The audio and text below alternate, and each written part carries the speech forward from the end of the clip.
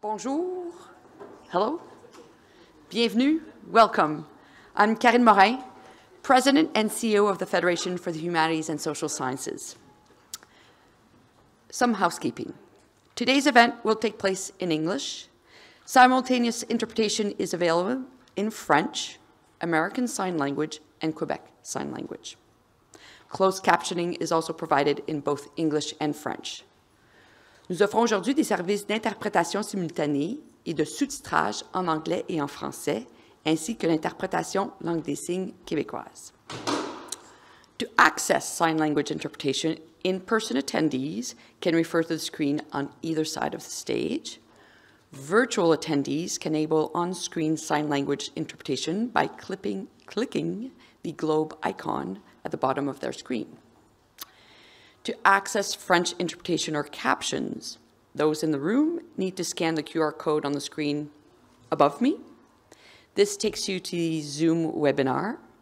Once you're in the Zoom webinar, joining those who are already virtually there, you'll take the same steps as they would. Click the globe icon to select your preferred language and listen to using your own earpieces. For those joining virtually, access the captions in French by visiting the URL that is in the chat. Done. Now, our being here at George Brown College, the land we're on. If you're joining us virtually, we recognize that the following land acknowledgement might not be for the territory that you're currently on, and we ask that in this case you take responsibility to acknowledge the traditional territory that you are on and its current treaty holders. For us gathered in person, I wish to acknowledge that George Brown College, where we're gathered today, is located on the traditional territory of the Mississaugas of the Credit First Nation and other Indigenous peoples who've lived here over time. We are grateful to share this land as treaty people who learn, work, and live in community with each other. This conversation is taking place at a pivotal moment for the planet. As we confront a global climate crisis, we recognize that Indigenous leadership offers not only ongoing resistance to colonial legacies, but visionary pathways forward.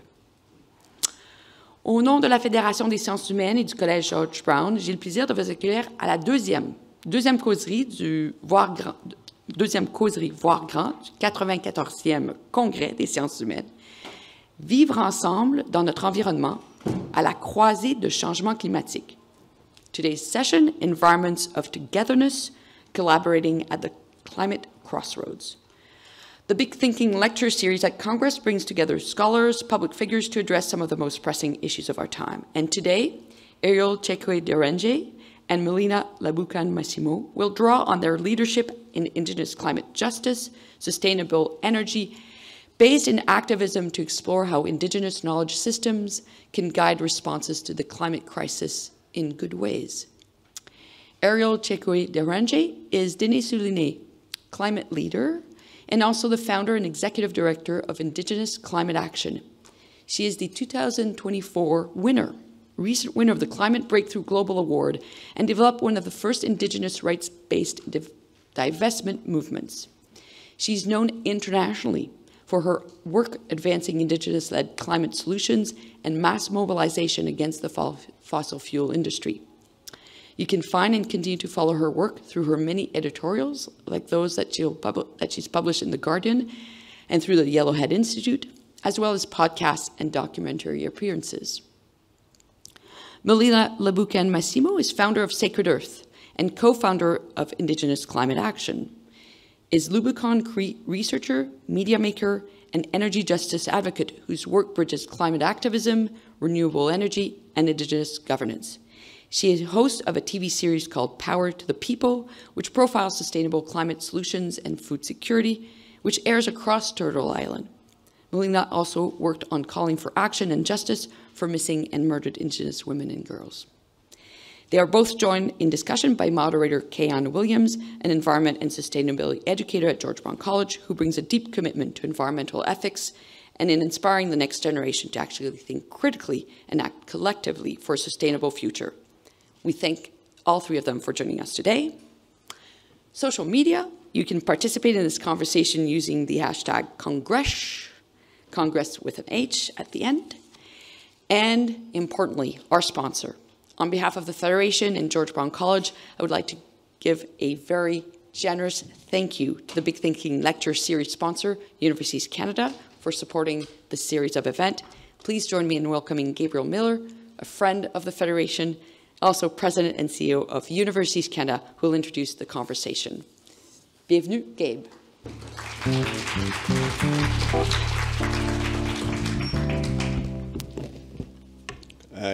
Good afternoon. It's afternoon? Yeah. I just want to start by saying how special it feels to be here. I have a really deep affection for Congress, from being involved in it personally for so long, and to see it being hosted here at George Brown and in this beautiful room is inspiring for me. So thank you for the opportunity to be with you. Tout d'abord, je veux souligner, tout comme Karine, que nous sommes réunis sur le territoire traditionnel de la Première Nation des Mississauga de Crédit et d'autres peuples autochtones. I'm honored to join you on behalf of Universities Canada and to welcome you to the Big Thinking session, Environments of Togetherness. Today's discussion centers on how Indigenous leadership can help us fundamentally rethink our relationship with the environment. In this era of environmental uncertainty, we're called to consider the principles and practices shaping Indigenous-led responses. These aren't just environmental or technological issues. They're deeply human. They force us to examine how we live, how we lead, and how we learn from one another. C'est là où les sciences humaines et sociales ont un rôle à jouer. Ces disciplines permettent de comprendre l'histoire, les relations et les valeurs. Elles fournissent des outils pour gérer les situations complexes et faire face à la crise climatique de manière juste et durable. We're fortunate to hear today from two exceptional Indigenous scholar activists, Ariel Saekwi-Deranger and Melina Labucan-Massimo. Their work sits at the intersection of climate justice, community resilience, and systemic change. And as Karim mentioned, today's conversation will be moderated by Kay-Ann Williams, a faculty member here at George Brown College. Her experience in environmental justice and education brings even more depth to an already rich discussion. Together, these voices invite us to imagine new forms of togetherness, not just environmentally, but personally, culturally, and politically. Merci de votre présence. Profitez bien des échanges. Ils seront stimulants. Thank you very much.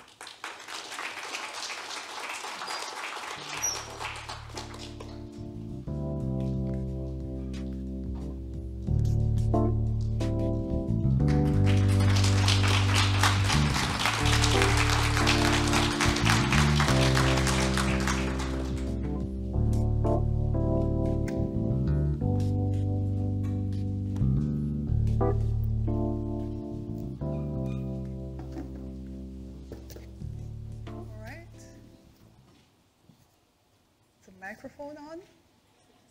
Can you hear me? Yes. Awesome. Hi, everyone. It's really good to see so many people in here. Thank you. Thank you for joining us. We don't have a lot of time, so I'm just going to get into it. I want to say welcome and thank you for joining us. Welcome, Ariel. Welcome, Melina. This is our first day seeing each other face to face. So it has been quite wonderful just talking with each other face to face and, discussing or sharing our thoughts on the topics. So diving right in, let's start off by sharing how we think about human beings and nature. So from one perspective, we could think that based on our dominant social paradigms of economic growth, consumerism, competition, individualism, these may be reinforcing our separation between humans and nature. Okay? And having said that, even recently, the United Nations report on the global stocktake, and global stocktake is around how countries have been progressing towards meeting the climate goals. We're not there yet, right? So the reports reveal that non-state actors, including civil society, the private sector, and local communities, play a vital role in strengthening climate action efforts.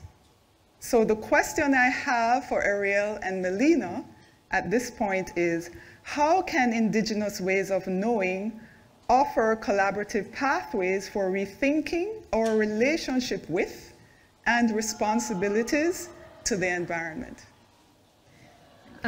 So, Iklanete, again, my name is Ariel Tsekwi-Deranger, and I am a guest here on the territories of the Mississauga of New Credit.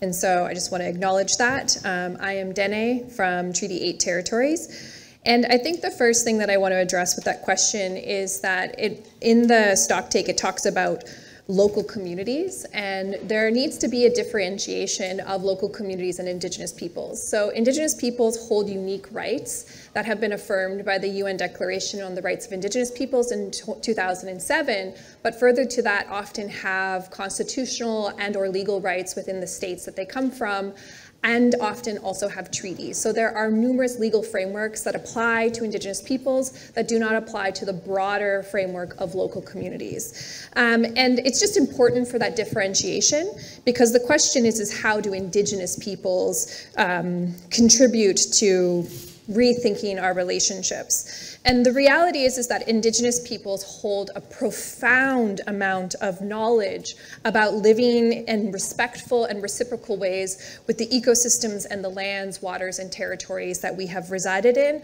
for millennia.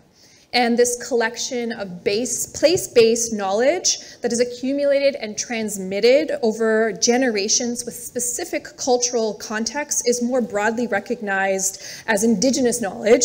And this Indigenous knowledge is already changing the landscape in the discourse on climate and climate solutions at the international and the national and regional levels. We've seen this through the inclusion and recognition of Indigenous peoples, knowledge, and rights throughout various aspects of the Paris Agreement and throughout the various plans and strategies and frameworks being developed by multiple nation-state levels. However, and I say this with a little bit of a preamble, it has been largely tokenistic and has not been fully, doesn't have teeth. It just peppers Indigenous peoples, Indigenous knowledge, and Indigenous rights throughout a lot of these frameworks for addressing the climate crisis, with no way of actually including Indigenous knowledge in all of its diverse forms into plans and processes. So that said, we have moved away from a discourse that has been largely around colonial state power and economic stability in the climate spaces to looking at a more holistic approach of how the environment and people, and particularly Indigenous peoples and Indigenous knowledge, can be included in a discourse to make a more holistic framework and a more collaborative framework. How that's going to be done in a just framework has yet to actually come to fruition. Melina? Thank you. Ansegwakia, Nia Melina Miwapan Labokan Masmonia Nikao Kinaskumtanawao. I'm a member of the Lubicon Cree First Nation. I was born in my community of Little Buffalo in northern Alberta. And I probably won't talk about the kind of the UN framework. I'll talk more about just the relationality and how Indigenous peoples, the reframing of kind of the Western paradigm that we actually exist under here in Turtle Island has been so detrimental to the environment, to the ecosystems. And so the reframing of utilizing Indigenous knowledges, understandings, Indigenous scientists, is coming back into relationship with Mother Earth, coming back into relationship with the land. And that includes every single person in this room.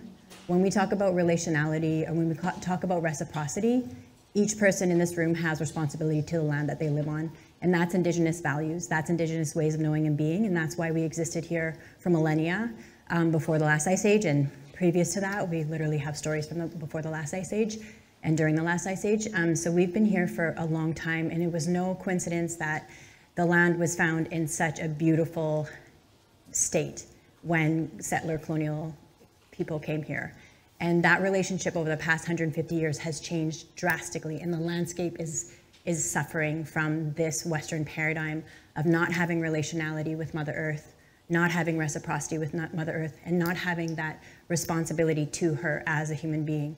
And so when you take from the land, you give back to the land, and you don't take more than you need. And obviously under capitalism, colonialism, imperialism, that does not work that way. And so we see there's an imbalance, right? And so climate change exists because of colonialism. And so when we have these Western colonial paradigms, it's very detrimental to the environment. And so I would say Indigenous peoples have known this. Indigenous peoples have tried to communicate this repeatedly for the past 150 years and across the world. It's been a part of myself and Ariel's work for the past, our whole adult life. But I think it's also needing to put the responsibility back on everyone that lives here in so-called Canada, everyone that lives on Turtle Island, and Mother Earth, is that relearning how to be in relationship with the Earth is fundamental for our survival here on planet Earth. And so it's relearning that, and also really truly understanding how that works, how that exists, how I just came, for example, this weekend I was at a gathering in Haudenosaunee territory, and we were in ceremony, but we're also it was learning how people existed with their food, and how they speak to those plants, how they speak to the ability to grow the food, and really that sustenance that has existed here for millennia. And all of us know, a lot of us go to the grocery stores, we don't have that relationship with the very food that we eat, the very water we drink. And so this is what needs to be reshifted back. And so I think that's how Indigenous ways of knowing being can really reframe this responsibility and ways of going forward. Thank you. I really like the scale that we're talking about. So at the international meetings level and at the individual level. Like at the individual level, we have a responsibility to know where our food is coming from, and to be discerning of our water quality and our own impact on our environments. And at the international level, we have been having these meetings. I was saying earlier, when you see our climate meeting says COP30, it's the 30th year of the meetings. And it's basically 2015 that a lot of this discussion around the inclusion of Indigenous groups has been being officially written in. And now we're seeing even documentation around how to think about nature differently from how we've been dissociating almost ourselves from nature. So having said that, I'm also thinking the theme that we have, environments of togetherness, collaborating at the climate crossroads. What does this theme mean to you? And perhaps as well you can bring in your own experiences and your work, Melina's work with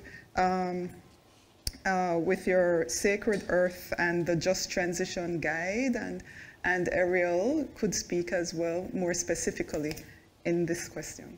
Thanks. Yeah, I can start with this at the sort of macro level, and then sort of pass it to Melina, who's working in the, I wouldn't even call it micro level, but bigger, a little bit more regional based, because to be honest, the regional based work is where the real work happens. But when we think about the international spaces, I've been participating in COP since Copenhagen in 2009, and have been working within the UN spaces since about, I don't know what year it was. I've been doing it for over 20 years. And so it's really frustrating, I think, when you talk about COP30. It's not just the 30th year, actually, because we've had a couple years where there weren't COPs in between. Yeah. So it's been over 30 years since the climate discourse really began in 1992. I think the other thing to think about is that, yes, Paris was the year that we saw like mass inclusion of human rights and Indigenous people's rights, but from the very onset of the discourse in 1992 with the Rio Summit, Indigenous peoples met beforehand, and they created something called the Indigenous Peoples Earth Charter, or sometimes also known as the Kari Okla Declaration, which reaffirmed those relationships with the natural world and our responsibilities to protect Mother Earth and all of the ecosystems. And this was accepted into the transcripts of the UN at the time. And so this has been been involved in the discourse since this time. However, what has happened? For the last 30 plus years, since these gatherings have been happening, have we actually seen a reduction of emissions? The answer is no.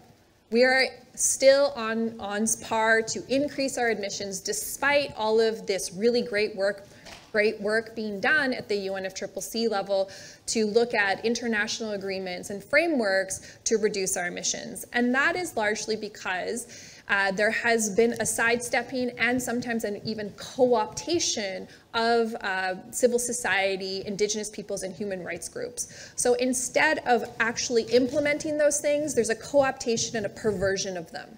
And we see this through things like nature-based solutions, which sound really good on paper. Nature-based solutions, that's absolutely what Indigenous peoples have been calling for decades and decades. Yet what we've seen is this perversion, this contorting and twisting to make it serve colonial capitalist ideologies and systems rather than restoring those relationships that Melina talked about. Essentially, these systems are fundamentally broken. They are not about advancing and protecting Indigenous rights. They're about finding solutions to continue to circumvent them and maintain colonial power and capitalist models and extractivism to protect the bottom lines of corporations that are invested in extractive industries like oil, gas, and the destruction of biodiversity. So within that framework, why go then? Why, as an Indigenous person, should I go to the UNFCCC and COP spaces, or even as a civil society and human rights defender? Because if we don't go, we will see further degradation. We will see further co-optation of the movements of our people that are doing the work on the ground. We will see these corporations continue to take nature-based solutions and turn them into conservation offsets or carbon market mechanisms that can be bought and sold and traded so that they can maintain their operations and maintain the status quo.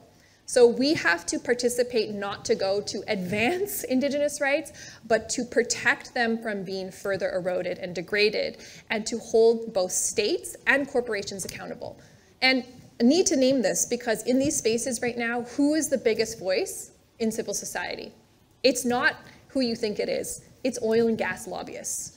In Dubai, we saw 1,750 oil and gas lobbyists, the highest civil society lobbyist group in the whole COP space for civil society, followed by Indigenous peoples. So Indigenous peoples are trying to circumvent these things, and that's why we go. Yes, there's movements to advance and bring attention to our rights, but for me, it is to go to try to stop a broken process. This process needs to be addressed, and people need to be held accountable to the violations of both human rights, Indigenous peoples' rights, and the violations to the protection of the land's territories and our relationships with the land. But I need to state that I talk about working at the UN level. The reality is, as Indigenous peoples, we're already doing this work on the ground. We are already doing tried, test, and proven solutions that have real impacts, not just on energy systems, but our food systems, our economies, and the entire well-being of our communities. And this is the type of work that needs to be exemplified and given more attention, not just at the regional level, but in the international spaces. And that's a lot of the work that Melina is working on. All right, so Melina, it's over to you then. Thanks. Thanks, Ariel. Yeah, I mean, I also, as a young person, went to the UN. I think my first time there was 2004 in Brazil, Switzerland, Geneva, New York. Also attended the UNFCCC in 2010 in Cancun, and it is important to have the representation there to ensure that our people's voices are heard and our rights are respected.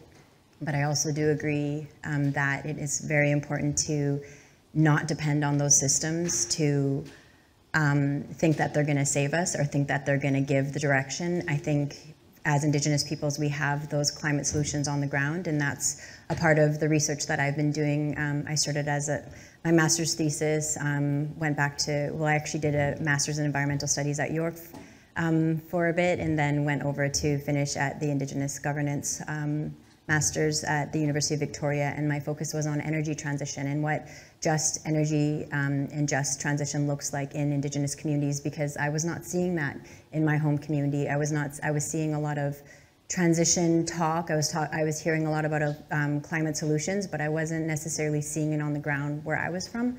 And where I'm from and where Ariel's from, and why we know each other so well, is because we worked to stop the tar sands. That was just, I think if people here know about the tar sands, and back then people didn't know about the tar sands, but I hope people know more about the impacts. But so did that for 15 plus years, and really felt like I could talk till I'm blue in the face about how detrimental the impacts are to our people, to the land, to the water, even now with the climate crisis, but also with the forest fires that rage every year there. It is from climate change, but it's also from the oil and gas companies and logging companies draining the aquifers, draining the watersheds from underneath us as where we stand, because they have water licenses that they've bought from farming licenses. And so it's a really massive impact at home in Alberta, and I was not seeing the transition.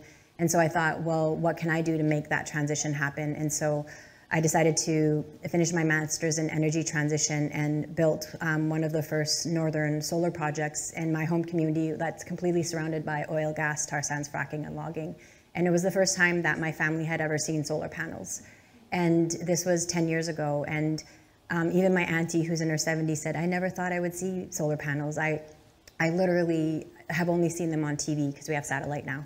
But growing up, there was no TV. And we just got running water last year, and most of the houses still don't have running water. So we're talking about really different ways of understanding Canadian history, right? So we talk about here in the city where people have running water, people have access to pools, people have access to education, but where the reserve that I was born in, and where Ariel's from, and her family still lives, and my family, my dad's a chief, is that it's a very different reality, right? And so these are when we talk about just transition, we're talking about the transitioning of, yes, workers, but we're also talking about the transition of communities that have literally borne the brunt of environmental degradation, toxicity in our bodies. To this day, Ariel and I still live with health issues because of the toxicity that's in and around our communities, family members dying of cancers, family members potentially surviving from cancer. So we're talking not only about the climate justice movement, but we're talking about environmental racism, and that's all very connected, and I think it's important that we really understand in the environment of togetherness that every single one of us is important in this movement forward. There's communities that burden the brunt of toxicity for this nation, for the oil and gas, for us to drive around in our cars, but how do we have, again, that reconnection of evolving and integrating Indigenous knowledge and or whatever background that you come from as well. Every single person is so needed in the ability to abate the climate crisis. We need every single sector, every single part of this society that we live in now to be a part of addressing the climate crisis, how big or however small, whether it's dedicating your life to it or however volunteering on the weekend, whatever way you're able to do that, it's so important, because I feel like that for me, when I went into justice, energy or just transition work, it was literally needing to work with multiple segments of society on the ground. It wasn't just, it was talking with engineers and like right now where we're building another project. Every time we build a project through Sacred Earth, we have to work with engineers, solar electricians, journeymen. So we're building a bigger base of, not just having silos of environmentalism or climate or academia. We really need to come together this is the biggest crisis that all of us will ever face. And we may or may not survive, right? So I think we really have to see past our differences and come together. And I feel like that's why I really like the title of this talk, was because it was about the environment of togetherness, understanding our differences and respecting those differences, but understanding that our diversity allows us to come together to build the just transition that we all really need to see. And one of the things that I will mention before I pass it back over to you, Kayan, is one of the things that I decided to do with a film production company was film a TV show, because a lot of people actually don't know that there's climate solutions already happening on the ground. We don't see it in mainstream media, and we oftentimes don't see it on social media. And that's really a disservice to all of us here in so-called Canada, in this country, you know, because there is amazing work being done on the ground. And so I was able to go to 26 locations, coast to coast to coast, in Indigenous communities from the West Coast to the East Coast that are all building climate solutions from the ground up, from their leadership within the community, not having outsiders come in like how it's been for the past 150 years of having foreign imposition into a community, but instead having these solutions come from Indigenous values, knowledge, and science, and then building the solutions that they see the problems that are there. And so if anybody is having a climate despair day, I would say we made this TV show. It took 3 years. Look it up. It's on Power to the People. It's called Power to the People. It's on the Weather Network. It's on the Knowledge Network. It's on Aboriginal People's Television Network. And it's kind of like a balm for your spirit in terms of seeing the possibility that's out there, the innovation that's out there that communities are doing now, that have done for the past decade. And I think that's the exciting thing about being able to see more in the mainstream and not having just mainstream media, but having created Indigenous media that tells our own stories. Can I just follow up on this really quickly? Sure. Because I think Melina's hitting on a point that I maybe didn't articulate super well, is that while this global community is like meeting, so state leaders, corporations are meeting to talk about innovation, technology, to strategize to ways to combat the climate crisis, our communities are often left out of those conversations. And instead of being pulled into the conversations, we're actually being bombarded by extractive industries to continue to participate in those same industries that are contributing to the violations of our lands, territories, and rights. And so it creates this disparity as if Indigenous peoples and people of color and marginalized communities don't want to be a part of these conversations because they're being captured by colonial and corporate ideologies. And lastly, they're trying to reduce the climate crisis and the solutions frameworks to it to a mathematical equation to be solved. How do we reduce the emissions here and safeguard stuff here? It's just like a spreadsheet of just a mathematical equation that reduces us and further separates those relationships that Melina talked about. And when we can demonstrate and prove that these technologies and solutions coming from the ground are not just happening, but are viable and need to be invested in, then it helps alleviate those communities from being captured by the extractive industries that are pressuring them to be a part of like energy systems or the economy that we have structurally been excluded from since its inception. And it's only when it serves the purpose of maintaining colonial and corporate power that suddenly Indigenous peoples' rights and culture becomes an interest to them. So it's important to sort of challenge that narrative and ensure that we're uplifting the work that's happening on the ground and not just get stuck in our academic spreadsheets, how we're going to solve the crisis, but we have to restore those relationships and come back together. And I'll say one last point around the need for policy nationally, because I've been involved in, at Indigenous Electrical Technical Working Group when the Notley government put in the renewable energy program that then was a moratorium and then phased out by the Smith government, which was so detrimental and losing billions of dollars of investment into renewable energy, but also nationally advising through the Environment and Climate Change Canada, and just needing to ensure that people that are actually doing the implementation on the ground are actually advising and or writing policy nationally and federally and provincially, because the people that are writing policy up here are not the ones that are implementing the projects, the climate solutions on the ground. And there needs to be more integration, because when people write the policy up here, it doesn't necessarily benefit the people that are already doing the projects on the ground. It actually sometimes can block the projects to be successful. So there needs to be more integration of that as well.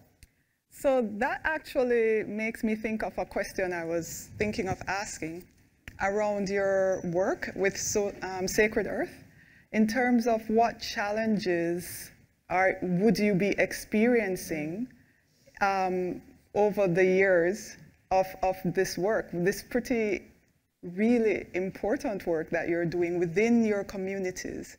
But could you give us some more examples and speak to maybe some challenges and what you would hope for as it relates to this work that you're doing?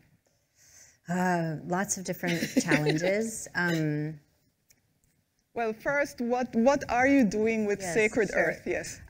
So one of the reason why I decided to start an Indigenous-led organization, just like Ariel and I were like, Indigenous climate action also needed to exist, was because they didn't exist in so-called Canada. There was no Indigenous environmental, Indigenous climate organizations. So both of us worked for non-Indigenous climate and environmental organizations because that was the only jobs that we were able to find, say, 2008, I think, when we both started at those respective jobs.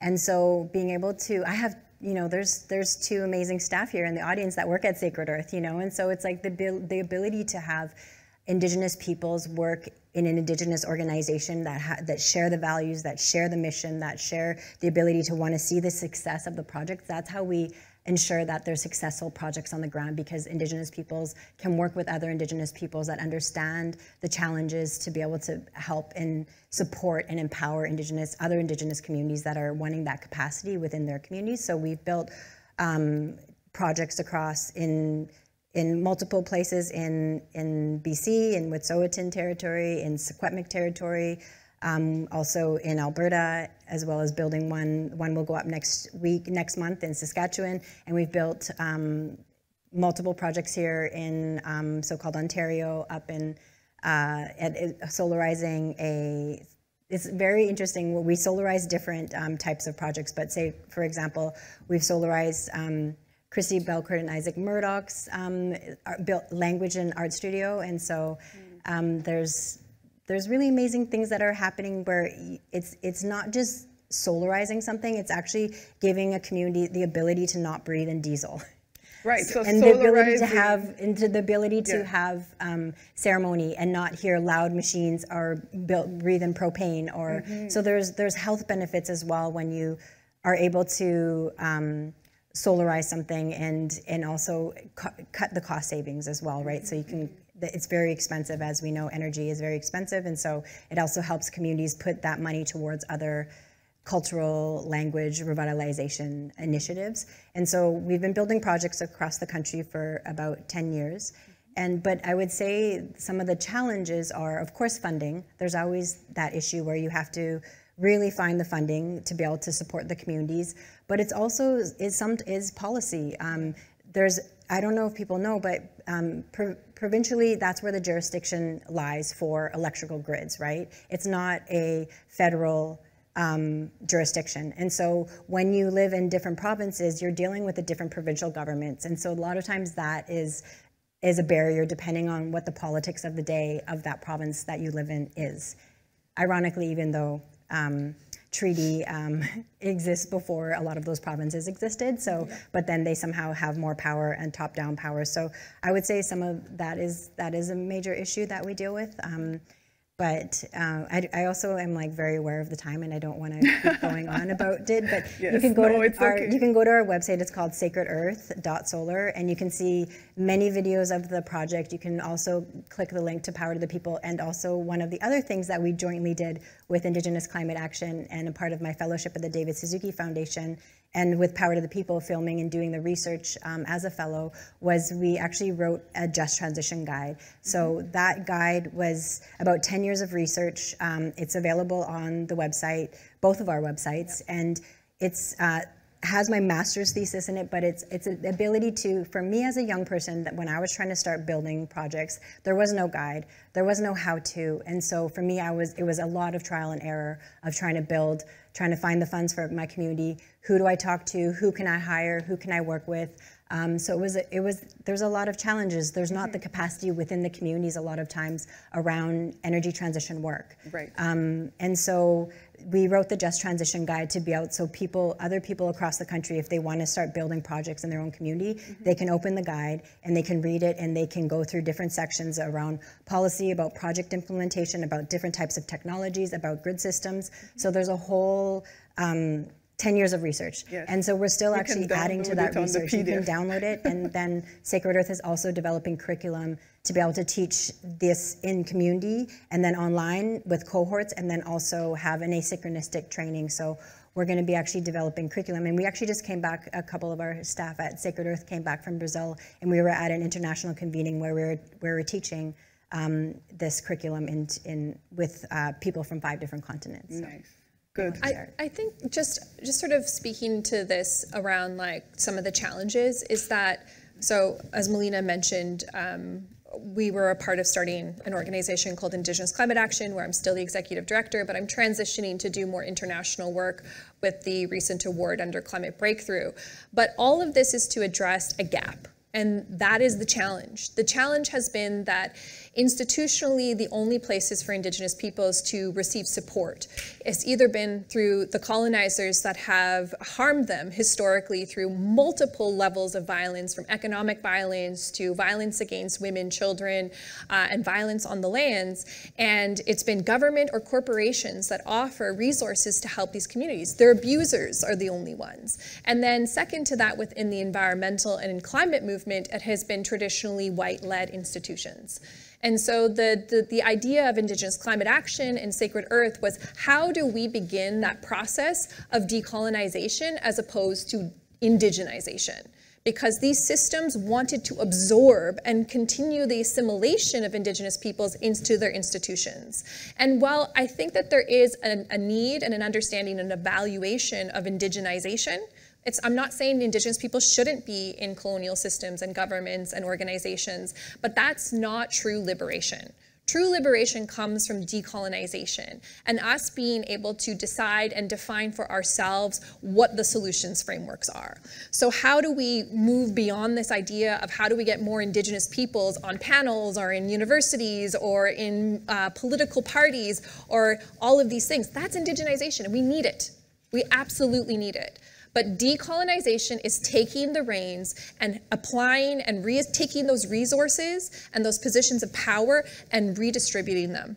It's creating a platform that allows people to have voice and enter into the room as equals, as opposed to having a place where it's like, yeah, you're welcome to the table that we created, that we set the frameworks for, that we did all of this. What Melina is doing and what I'm doing with Indigenous Climate Action is we're creating our own tables and we're inviting our people to the tables, and then we're looking for ways to collaborate alongside the institutions that currently exist. That is important, because what happens within that aspect, though, is that we're still receiving way less resources. And while we're seeing increases of funding and recognition of Indigenous peoples, both by state and corporations and the private sector, only like less than 1% of the money allocated to Indigenous peoples actually makes it to organizations like Sacred Earth or directly to communities. We are constantly being circumvented by white NGOs and settler organizations that are coming in to sort of be the savior and receive the monies and skim off the top with their administrative fees. We absolutely need to find ways to directly fund projects and directly fund communities to do the work they're already doing. That is what we need. These are the biggest challenges that we see, is that people don't believe that our systems, our structures are viable for their funding or viable to be listed as projects that are acceptable. And instead, we have to constantly fight, whether that's at the UN level, whether it's the state level, or whether it's the provincial level. We are constantly having to have the burden of proof on our end to say why we are important to the conversation and why we would deserve to be resourced. Even within the field of philanthropy as well, Exactly. where you'd think that we would have more solidarity and support. Sometimes it is that challenge as well. And it's also very true in the sense of we have, for the communities that Sacred Earth works with, say for example, we work with the Sour Spring, and I wish Serena was here today, she's another staff at Sacred Earth and the managing director, and she has worked with, through the support of Sacred Earth, worked with her community in the Cayuga Nation, which is a longhouse, which for Indigenous traditional governance, for example, like Haudenosaunee governance, their governance has been intact and never, and you know, the Indigenous, like the Iroquois Confederacy, and that has been, democracy has been modeled off of Haudenosaunee governance, right? And so this is still intact, and we're supporting a community that would never take government funding for exactly the reasons that Ariel just mentioned. And so we have to find the ways to be able to support a community that will never take colonial government money. And so we need to be able to support their traditional governance, their governance within their longhouse, the way they do things, the way they see the way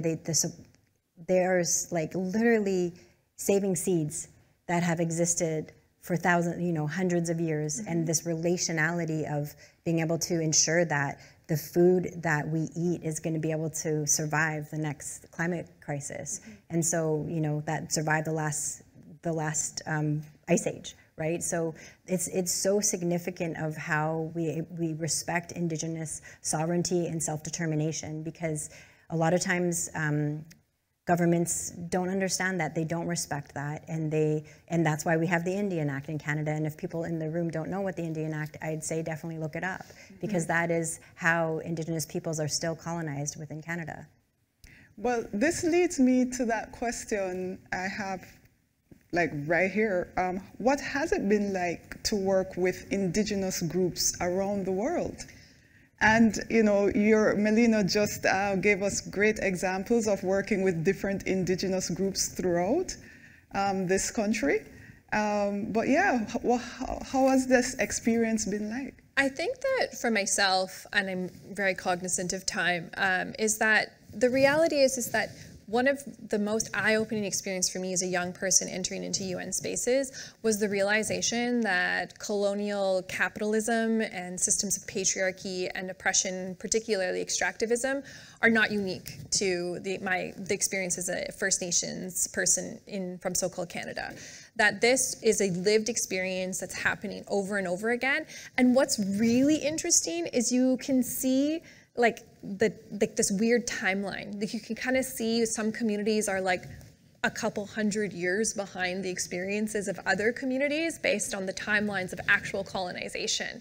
And while that can seem like I'm talking about a lot of negative things, it's actually a really beautiful thing, because what I've also experienced is that despite the fact that we have really common experiences under sort of oppression and violence, we also have really beautiful understandings and relationships and values that drive our solutions frameworks that are so similar. They're about the relationships with our land. It's about the kinship that we have, and it's about the distancing ourselves from a human-centric value system that drives our models of colonial capitalism and moves us further to a place of interrelational and interconnectedness with the entire natural world.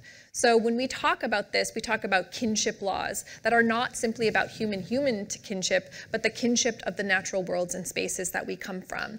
And so working within these international spaces and with Indigenous communities globally and other people globally, we are starting to see that the discourse is fundamentally shifting away from a human-centric approach and moving towards the interconnected relationships that we so desperately need right now.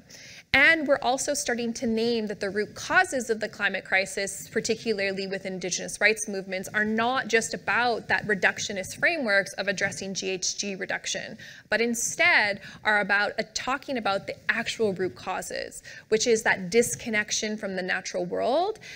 It's talking about how some of those root causes to the climate crisis are indeed colonialism and capitalism, and that we can't simply talk about reduction of emissions without addressing those systems that have allowed these things to come through.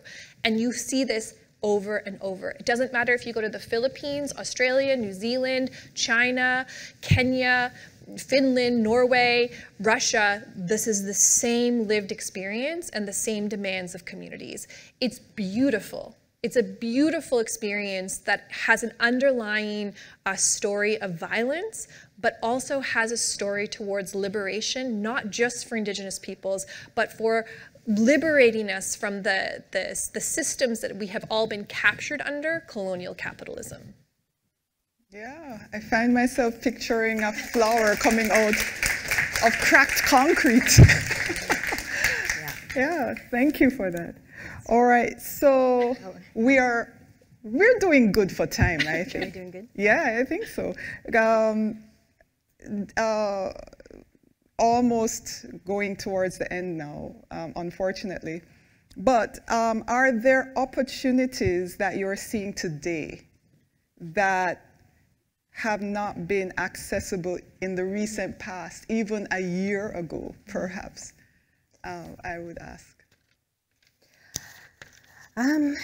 I would say there are. I was going to actually comment on that around the opportunities that I see around representation, especially in social media. I think, you know, as somebody that's as worked on environmental campaigns or climate campaigns before social media existed, it's a very interesting reality seeing before kind of the digital world and after the digital world, and kind of the representation of indigeneity that I never saw growing up. That was never kind of the history of even the Truth and Reconciliation Commission, something that was not talked about when I'd say we were growing up. So I'd say there is a change.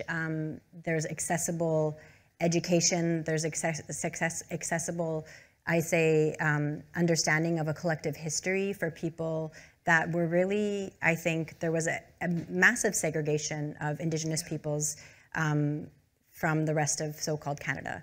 And I think, you know, even talking to people that have recently settled here, they say that Indigenous peoples is mentioned as a something in citizenship even. So there's a really still, I'd say, a very separate understanding, but I say that it's also changing, and that's something that I see more and more around representation. I think it also depends on your algorithm, to be quite honest, but if you want to access the history to understand, you know, your place as a settler in this country, I think that's more accessible. That just was not accessible growing up.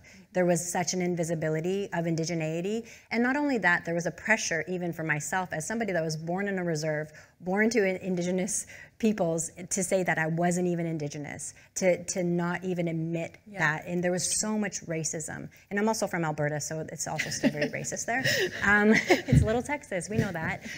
But there's just a different kind of, so I'd say even within the year that you talk about, I see just the reflection of representation, but representation still isn't enough, right? We still need to understand, like Ariel talked about earlier, the co-optation, the red washing, the greenwashing, all of the, you know, the things that happen still of co-opting Indigenous people's voices or our faces or our stories, that we have to be very careful around as well with that representation. And so I think that's something that we're still trying to understand, or even people that are not Indigenous still seeing something from the outside and trying to still understand kind of that lived experience. Because if you don't have that lived experience, then you're not going to really understand what a daily lived life of experience is, unless you know, come hang out with me for like a couple of weeks on my reserve or something, right? And so you start to have a little bit more of a deeper understanding of what that lived experience is that we're talking about, that isn't necessarily reflected in the mainstream of Canadiana, like Canadianism. Okay, 1 second. Because we are getting closer to the end, would you also, just as a means of wrapping up, and then you could do the same, add any advice that you would give to people who are, because this is long work, generational even, what advice would you give to anyone in the audience or anyone who will be watching on YouTube, how to proceed and even keep up with the work as you have been both doing for decades? You go first, Sarah. Okay. Just to add on the what do we see. So I think one of the things is, like, I recently went to Climate Breakthrough, and I'm the first Indigenous focused project to ever have won that project. We are seeing a transition and a recognition of the value of Indigenous peoples within the climate justice and environmental movement spaces like we've never seen. We're seeing new pockets of money emerge for funding and ensuring that these projects go forward. However, there still is a problem with the trust that Indigenous peoples can do this without intermediaries. So we have to think about that. So what is the advice? The advice is, how do we understand through what Melina just said? There are so many resources available now to understand. You can go to nativelands.ca to find out which territories you're on right now globally. You can learn about Indigenous peoples through the Truth and Reconciliation processes. You can understand the work of Indigenous peoples movement. It's all available. We live in an age of information. And to claim that we don't understand and we don't know where to look means you don't know what you're looking for, because Indigenous peoples have been so invisibilized and devalued in these spaces. The International Indigenous Peoples Forum on Climate Change has a lot of great information if you want to understand the international scope of the Indigenous peoples climate movement movement at the UN level, but there are so many incredible Indigenous organizations and groups at the national level, including Sacred Earth, Indigenous Climate Action, that have tremendous reports. ICA has a great report called Decolonizing Climate Policy that's being released in multiple parts that looks at what does it really mean for us to move away from indigenization to decolonization. Learning and taking the time for yourself rather than going to Indigenous peoples to say, can you help me understand? Because that perpetuates this ideology of the burden of proof lies on Indigenous peoples to prove why we're valuable and to prove why we should be included in the discourse. That shouldn't be on us just so we can enter into the door. There needs to be an exchange of knowledge and understanding of our lived experiences rather than this constant pressure on us to prove to the colonial systems over and over again that we belong there. Thank you. Thank you very much. Thank you, Ariel. Thank you, Melina. And so we definitely have a greater understanding, I would say, around what collaboration means at an equity, from an equity perspective. That's how I would pull as a conclusion. So thank you very much, everyone, and I invite Karine to have closing remarks. Thank you. Thank you very much. Yes, that's correct. Merci, thank you. Decades of service distilled in just such a great lesson for all of us here today. Enlightening, thought-provoking, mobilizing. I hope we're not just going to think about this, but we'll act as you're calling on us to do. Thank you.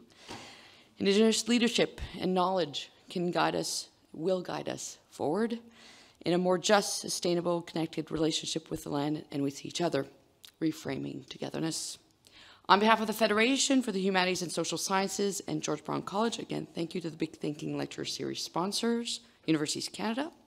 If you'd like to revisit this conversation or tell many of your colleagues about it, the video will be made available on the Congress virtual platform in the coming days. And then I hope you'll join us again tomorrow for Care of Togetherness, taking place in this space, but this time at 5:15 to 6:15, and that will be followed by the President's reception to be held at 100 Queens Quay, 3rd floor, starting at 6:30. Merci, je vous souhaite une très bonne journée. I hope to see you all again tomorrow. Thank you. Thank you.